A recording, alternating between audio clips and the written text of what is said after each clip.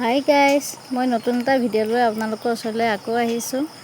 আমাৰ এজোপা জবা ফুল চাওকচোন কিমান ধুনীয়াকৈ ফুলি আছে। ভাবিছোঁ আপোনালোকৰ ওচৰত ভিডিঅ' এটা কৰি পেলাই দিওঁ।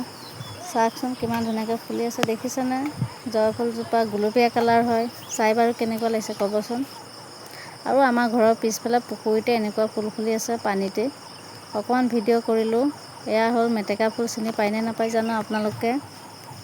এয়া আমাৰ বাৰীৰে জবা ফুলজোপা আৰু এয়া 12 বাজি ফুল। আপোনালোকে কি বুলি কয় জানো নাজানো, আমি এইফালে 12 বাজি বুলিয়ে কওঁ। এয়া কালাৰ ফুলি আছে।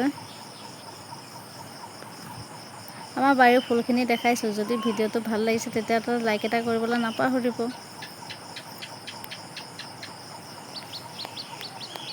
কেনেকুৱা পাইছে ফুলখিনি চাই ক'ব।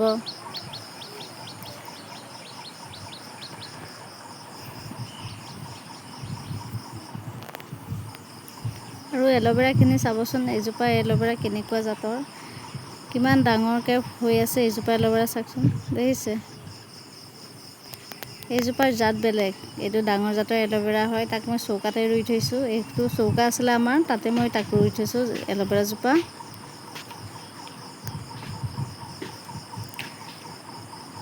আৰু এয়া হ'ল কপৌ ফুল। কপৌ ফুলখিনি ফুলি পেলাই মৰহিলে।